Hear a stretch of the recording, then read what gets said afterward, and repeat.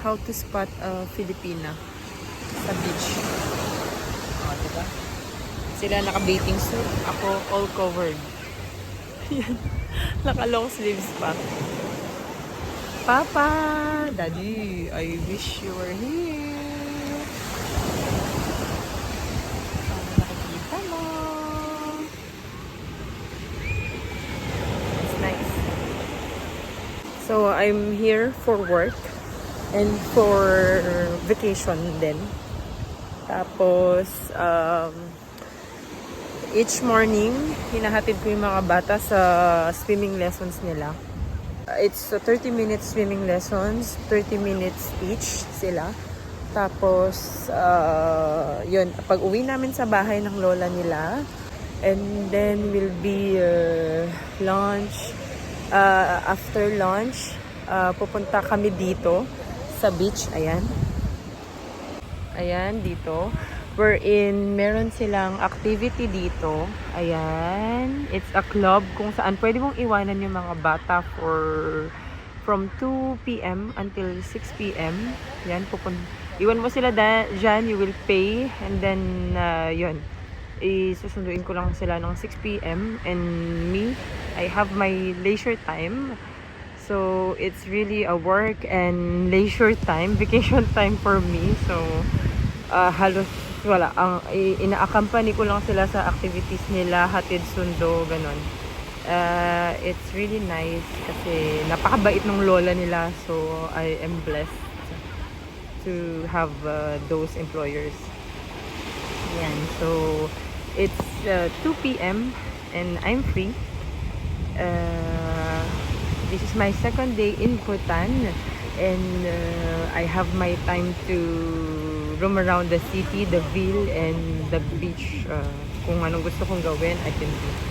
So, for today, day 2, I will be going sa city to explore muna, and then bukas, I think, doon na ako ihahatid ni Madam sa isang tourist destination dito.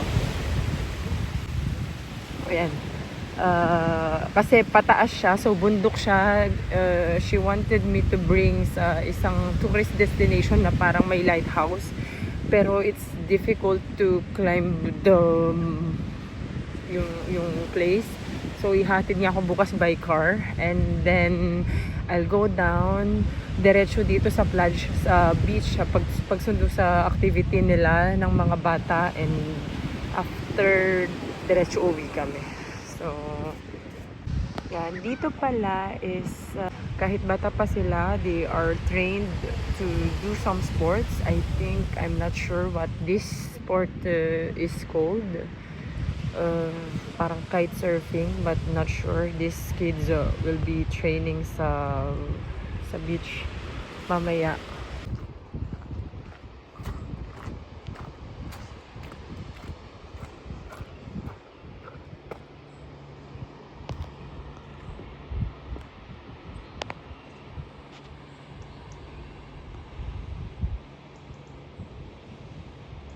Papunta tayo ngayon sa ville, sa city ng Peroskirek.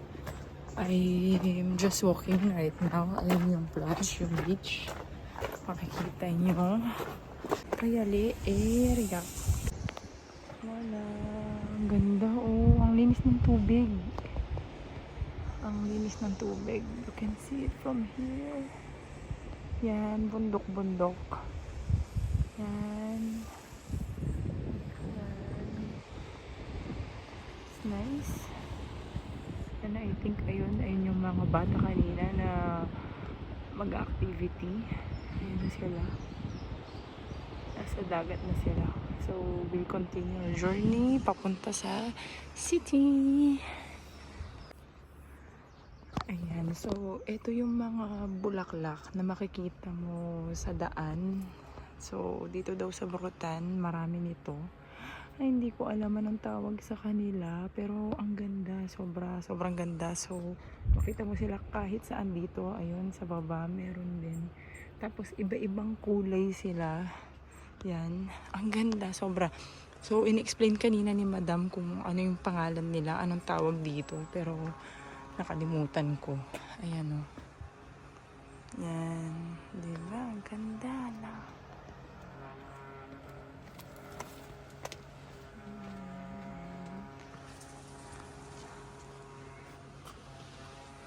So, ayan. So, sabi ni Madam, depende daw sa lupa yung magiging color nila. Yan. Ayan. Depende sa lupa. So, makita mo mamaya may pink, may white, may blue, violet. Ang gaganda, puti. Ayan, tignan nyo ito. Ang ganda din ng kulay. Tapos, ayan. Ayan. So, ang ganda. Ang galing. Amazing. Ganda-ganda nila, oh. Oh, sobra ganda. Tapos sa kabila are bluish pastel colors.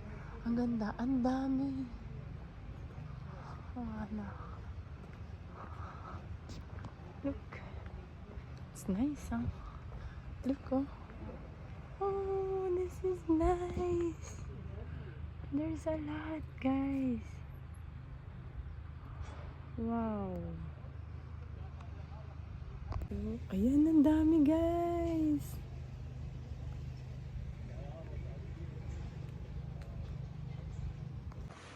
Akyat tayo dito. Actually, di ko rin alam kung saan ako mapapadpad. Pero, ang pinakahinahanap ko is simbahan talaga. May nakita na ako sa Google Map. So, sinusundan ko lang yung Google Map para makahanap ng simbahan to visit. Yan. Nakita ko na rin ang Mary Hotel de Ville.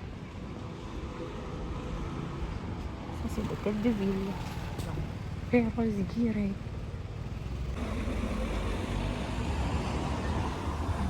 regalo from the hotel.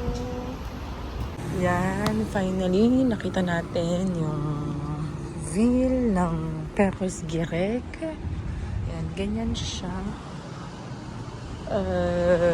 Still, hindi ko pa rin makita yung simbahan. Pero, sabi ng Google Map dito daw.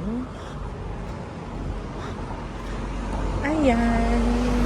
Actually, wala pang masyadong mga tao sa ngayon kasi kakaumpisa pa lang ng bakasyon nila. Maybe sa August. Tsaka malamig-lamig pa kasi. Kaya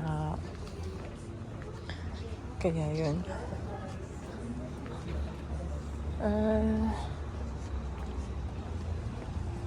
Hindi ko alam kung saan talaga yung simbahan. Pero dire-diretso lang tayo, guys. Yan. So, ganyan ang makikita nyo sa ville. Ayan, may nakita tayong souvenir shop. Mamaya, titingin-tingin tayo dyan, guys. Awi. Natatandaan ko na nung first time kong pumunta rito. Dito rin ako bumili ng souvenir. Okay. Now I know. Parang 4 years ago, I was here with the same employer then. So, I can remember na dito ngayon. Voila. Nakita ko na ang simbahan, I think. It's nice to be back. Ito nga yun. This is the same church na pinuntahan ko 4 years ago. Pero nung pumunta kami dati, it was winter, kaya hindi ko masyadong na-enjoy. It's the Église Saint-Jacques. And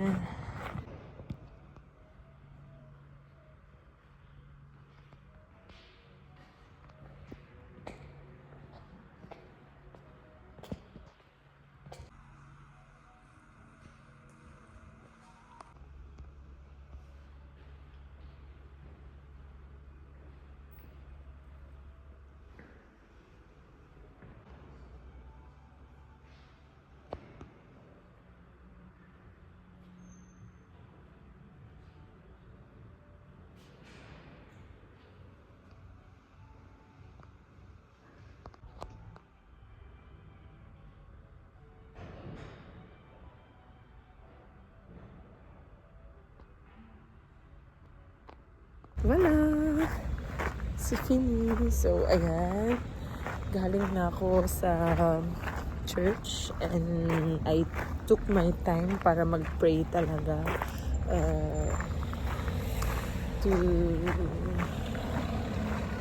To have a one-on-one talk with Papa God, Papa Jesus, and Mama Mary. So,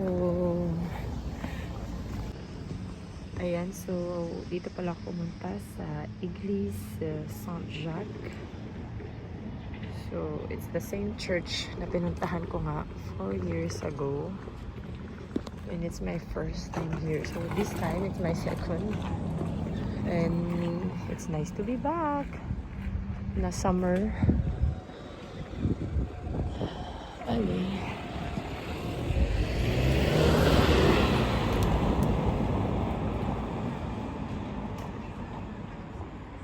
It's really nice, huh? So, maybe punta tayo sa isang souvenir shop to find some souvenir na parang it's my first time pero hindi naman. So let's go. Now I'm here at the souvenir shop. Normally dito sa Brotan they have biscuit na buttered. Peut-être je vais essayer d'acheter quoi. Il y a des vêtements aussi. Et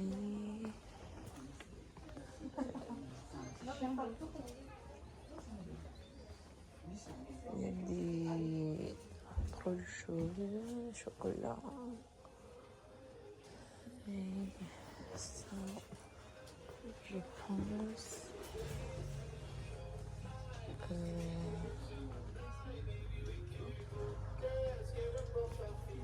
Je pense c'est un peu plus cher.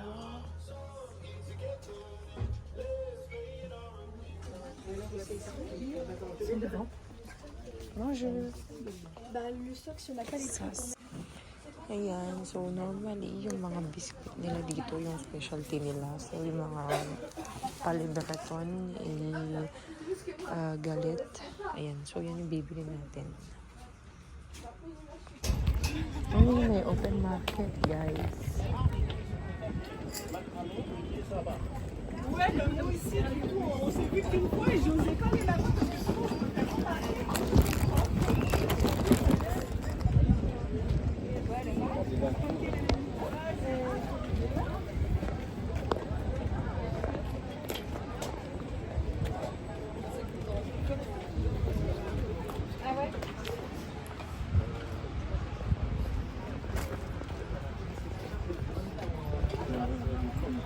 dans le gaz après.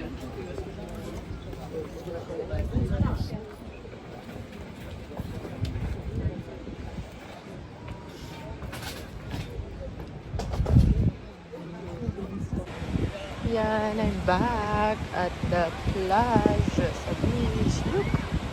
Mas marami ng tao ngayon kasi the sun is out and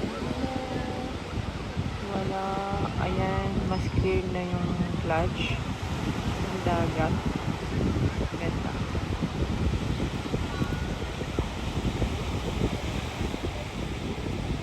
Pinagtitinginan nila ako dito kasi balot na balot talaga ako, guys. Sila lahat naka-ano. Pero the weather is 19 degrees, ha. Hindi siya sobrang init. May araw pero malamig-lamig, mahangin. Pero gusto lang nila yung soleil, yung sun.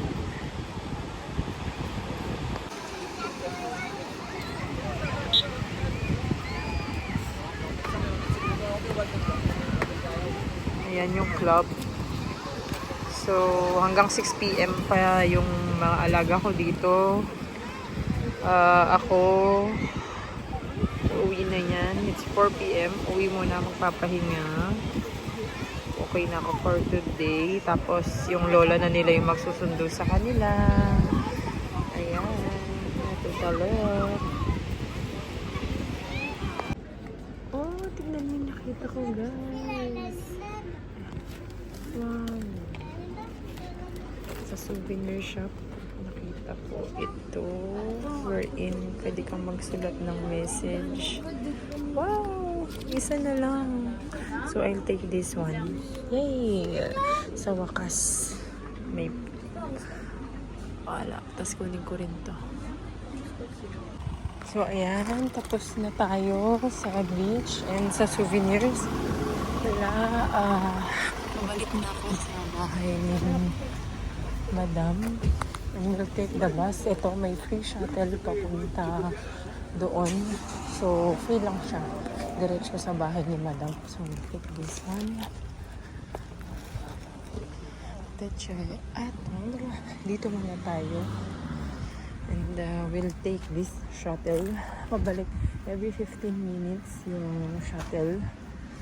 So, yan, mag-antay muna tayo. Tapos aalis na siya. Diretso sa bahay ni na Madam. Yan, nakasakay na tayo ng bus. Going home sa bahay ni Madam. Ito po yung bahay ni Mami. Mami is Lola in French. It's how we call our grandmother in French. Hala, Sibong. Ayan. A little tour lang. So, meron siyang garden dito. So, it will be my home for 5 days. So, ayan. It's a very simple home. Ayan. May garden siya na may, syempre, yung tanim niya. That's a courgette. Nakalimutan ko yung pangalan sa English ng courgette. Wala, courgette. Meron din siyang salad na violet salad. Yan, fresh and salad na green. Wala. So, kapag kumakain kami ng salad, dyan lang siya kumukuha. Ayan. That's home. And then, it's a very simple home. Dito naman, pasok tayo. Wala. So, for the moment, I'm alone kasi sinundo nga ni Mami ang mga bata. Ayan. It's very ayan, cute na bahay. Ayan. Ito yung